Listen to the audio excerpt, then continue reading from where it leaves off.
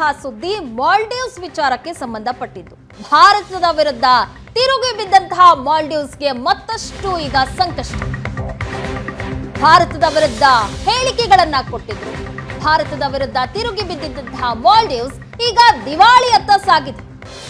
ಚೀನಾದ ಸಾಲದ ಸುಳಿಗೆ ಸಿಲುಕಿರುವಂತಹ ಮಾಲ್ಡೀವ್ಸ್ ಆರ್ಥಿಕ ದುಸ್ಥಿತಿಗೆ ಕಾರಣ ಆಗಿದೆ.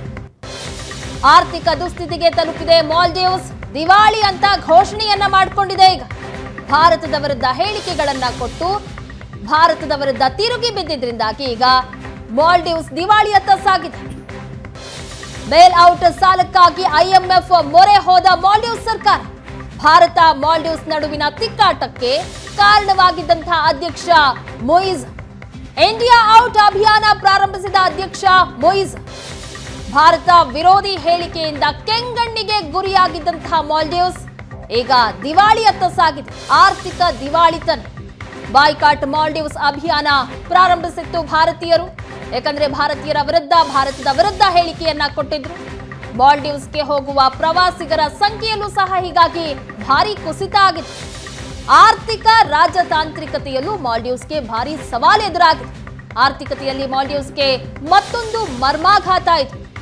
ಆರ್ಥಿಕ ದಿವಾಳಿತನವನ್ನ ಈಗ ಮಾಲ್ಡೀವ್ಸ್ ಘೋಷಿಸಿಕೊಂಡಿದೆ. ಎಸ್, ಮಾಲ್ಡೀವ್ಸ್ನ ಪರಿಸ್ಥಿತಿಯನ್ನ ನೋಡ್ತಾ ಹೋದ್ರೆ ಅದು ಚೀನಾದಿಂದ ಸಾಕಷ್ಟು ಸಾಲಗಳನ್ನ ಪಡ್ಕೊಂಡಿದೆ. ಆದರೆ ಇಂತಹ ಸಂಕಷ್ಟದ ಸಂದರ್ಭದಲ್ಲೂ ಕೂಡ ಅದು ಆಡಿದಂತಹ ಆಟ ಏನು? ಕೇವಲ ಲಕ್ಷದ್ವೀಪಕ್ಕೆ ಹೋಗಿ ಪ್ರಧಾನಿ ಮೋದಿ ಒಂದೆರಡು ಫೋಟೋಗಳನ್ನು ಹಾಕಿದ್ರು ಅಂತ ಅನ್ನೋ ಕಾರಣಕ್ಕಾಗಿ ಮಾಲ್ಡೀವ್ಸ್ನ ಸಂಸದರು ಪ್ರಧಾನಿ ವಿರುದ್ಧವೇ ತಿರುಗಬೇತಿದ್ರು. ಪ್ರಧಾನಿ ವಿರುದ್ಧ ಅವಹೇಳನಕಾರಿ ಹೇಳಿಕೆಗಳನ್ನ ಕೊಟ್ಟಿದ್ರು. ಇದರಿಂದ ಕೆರಳಿದಂತಹ ಭಾರತೀಯರು ಮಾಲ್ಡೀವ್ಸ್ ಅನ್ನೇ ಬಾಯ್ಕಾಟ್ ಮಾಡಿದ್ರು. ನಂಬರ್ 1 ಇತ್ತು ಭಾರತೀಯ ಪ್ರವಾಸಿಗರು ಮಾಲ್ಡೀವ್ಸ್ಗೆ ಹೋಗ್ತಾ ಇದ್ದಂತಹ ಸಂಖ್ಯೆಯಲ್ಲಿ, ಅದು ಕೆಳಕ್ಕಿಳಿತು.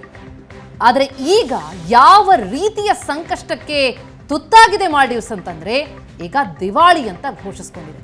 ಚೀನಾದ ಸಾಲದ ಸುಳಿಗೆ ಸಿಲುಕೊಂಡಿದೆ. ಬೇಲ್ಔಟ್ ಸಾಲಕ್ಕಾಗಿ IMFನ ಮೊರೆ ಹೋಗಿದೆ. ಯಾವ ದೇಶದವರು ಎಷ್ಟು ಮಾಲ್ಡೀವ್ಸ್ಗೆ ಪ್ರವಾಸ ಮಾಡ್ತಾರೆ ಅನ್ನೋದರ ಲಿಸ್ಟ್ ನಾವು ಸ್ಕ್ರೀನ್ ಮೇಲೆ ನೋಡ್ತಾ ಇದ್ದೀವಿ. ಪ್ರವಾಸಿಗರ ಬರುವಂಥದ್ರಿಂದಲೇ ಆದಾಯ, ಪ್ರವಾಸೋದ್ಯಮೇ ಪ್ರಮುಖವಾದಂತಹ ಜೀವಾಳ ಮಾಲ್ಡೀವ್ಸ್ ಪಾಲಿಗೆ. ಎಸ್, ಈ ಬಗ್ಗೆ ಇನ್ನಷ್ಟು ಡೀಟೇಲ್ಸ್ ಅನ್ನ ಪಡೆದುಕೊಳ್ಳೋಣ. ನಮ್ಮ ಪ್ರತಿನಿಧಿ ಶಶಿ ಶೇಖರ್ ಈಗ ಸಂಪರ್ಕದಲ್ಲಿದ್ದಾರೆ. ಶಶಿ, ಮಾಲ್ಡೀವ್ಸ್ ಭಾರತದ ವಿರುದ್ಧವೇ ತಿರುಗಬೇಕಿತ್ತು, ಆದರೆ ಈಗ ನೋಡ್ತಾ ಹೋದ್ರೆ ಮಾಲ್ಡೀವ್ಸ್ನ ಸ್ಥಿತಿ ಮತ್ತಷ್ಟು ಚಿಂತಾಜನಕ ಅನ್ನುವಂಗಾಗಿದೆ. ಸದ್ಯದ ಪರಿಸ್ಥಿತಿ ಹೇಗಿದೆ ಮಾಲ್ಡೀವ್ಸ್ನಲ್ಲಿ? ದಿವಾಳಿ ಅಂತ ಘೋಷಿಸಿಕೊಳ್ಳೋ ಮಟ್ಟಕ್ಕೆ ಹೋಗ್ಬಿಡ್ತಾ?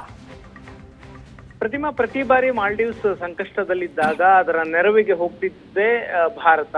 ಇತಿಹಾಸದಲ್ಲಿ ಇದಕ್ಕೆ ಹಲವು ಉದಾಹರಣೆಗಳಿದ್ದಾವೆ. ಈಗ ಮಾಲ್ಡೀವ್ಸ್ ತಾನು ದಿವಾಳಿ ಅಂತ ಘೋಷಣೆ ಮಾಡಿಕೊಂಡಿದೆ ಮತ್ತು ಬೇಲ್ಔಟ್ ಪ್ಯಾಕೇಜ್ಗೋಸ್ಕರ ಇಂಟರ್ನ್ಯಾಷನಲ್ ಮಾನಿಟರಿ ಫಂಡ್ಗೆ ಬೇಡಿಕೆಯನ್ನ ಮುಂದಿಟ್ಟಿದೆ. ಇದು ಮಾಲ್ಡೀವ್ಸ್ ಅನ್ನುವಂತಹ ಚಿಕ್ಕ ದೇಶ ಡಿಪೆಂಡ್ ಆಗಿರೋದೇ ಪ್ರವಾಸೋದ್ಯಮದ ಮೇಲೆ. ಮಾಲ್ಡೀವ್ಸ್ನ ಜನಸಂಖ್ಯೆ ಪ್ರತಿಮಾ ಕೇವಲ 5 ಲಕ್ಷ ಇದ್ರೆ ಅದರ ಸಾಲ 20,000 ಕೋಟಿ ಇದೆ. 5 ಲಕ್ಷದ ಜನಸಂಖ್ಯೆಯಷ್ಟು ಪುಟ್ಟ ರಾಷ್ಟ್ರಕ್ಕೆ 20,000 ಕೋಟಿಯ ಸಾಲ ಅತಿ ದೊಡ್ಡ ಹೊರೆ.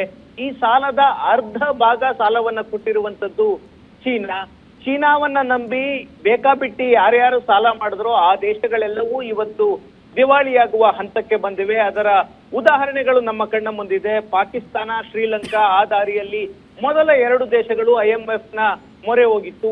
ಈಗ ಚೀನಾದ ಸಾಲದ ಸುಳಿಗೆ ಸಿಲುಕಿ ಮಾಲ್ಡೀವ್ಸ್ ಕೂಡ IMFನ ಮೊರೆ ಹೋಗಿದೆ. ಒಂದು, ಮಾಲ್ಡೀವ್ಸ್ ಡಿಪೆಂಡ್ ಆಗಿರೋದೇ ಅದರ ಪ್ರವಾಸೋದ್ಯಮದ ಮೇಲೆ. ಇದು ಇತ್ತೀಚಿನ ಪರಿಣಾಮಗಳ ಇಂಪ್ಯಾಕ್ಟ್ ಅಲ್ಲ ಪ್ರತಿಮಾ. 2019-20 ಆದಂತಹ ಕೋವಿಡ್ನ ಕಾರಣಕ್ಕೆ ಅವರ ಪ್ರವಾಸೋದ್ಯಮ ಮತ್ತು ಆರ್ಥಿಕತೆ ತೀವ್ರ ನಷ್ಟಕ್ಕೆ ಸಿಲುಕಿತು. ಪ್ರವಾಸೋದ್ಯಮ ಸಂಪೂರ್ಣವಾಗಿ ಆಗ ನೆಲ ಕಚ್ಚಿತ್ತು. ಆ ಸಂದರ್ಭದಲ್ಲಿ ಮಾಲ್ಡೀವ್ಸ್ ಚೀನಾದಿಂದ ಬೇಕಾಬಿಟ್ಟಿಯಾಗಿ ಸಾಲವನ್ನ ತಂದು ಪ್ರವಾಸೋದ್ಯಮದಲ್ಲಿ ಇನ್ನಷ್ಟು ಇನ್ಫ್ರಾಸ್ಟ್ರಕ್ಚರ್ಗೆ ಹೂಡಿಕೆಯನ್ನ ಮಾಡ್ತು. ಅದು ಮಾಲ್ಡೀವ್ಸ್ಗೆ ದೊಡ್ಡ ಹೊಡೆತವನ್ನ ಕೊಡ್ತು. ಇತ್ತೀಚೆಗೆ ನರೇಂದ್ರ ಮೋದಿಯವರು ಲಕ್ಷದ್ವೀಪಕ್ಕೆ ಪ್ರವಾಸಕ್ಕೆ ಹೋದಂತಹ ಸಂದರ್ಭದಲ್ಲಿ ಮಾಲ್ಡೀವ್ಸ್ನ ಎಲ್ಲೂ ಉಲ್ಲೇಖ ಮಾಡಿರ್ಲಿಲ್ಲ.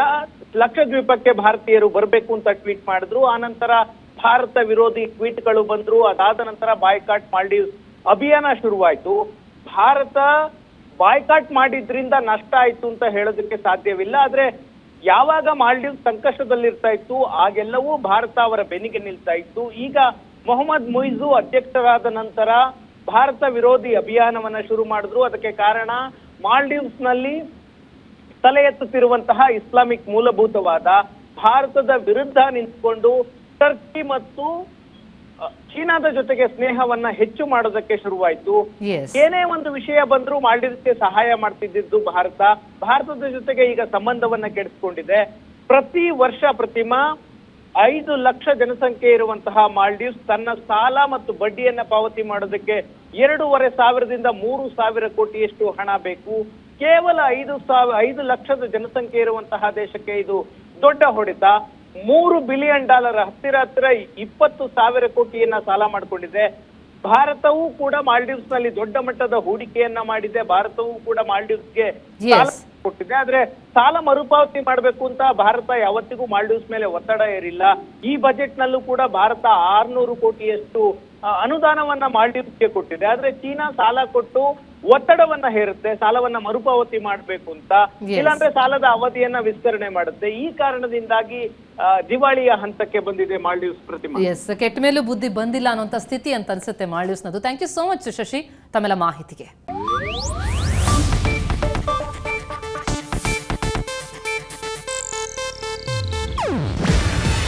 ಇದು ಏಷ್ಯಾನೆಟ್ ನ್ಯೂಸ್ ನೆಟ್ವರ್ಕ್ ಪ್ರಸ್ತುತಿ. ನೀವು ನೋಡ್ತಿದ್ದೀರಾ ಏಷ್ಯಾನೆಟ್ ಸುವರ್ಣ ನ್ಯೂಸ್.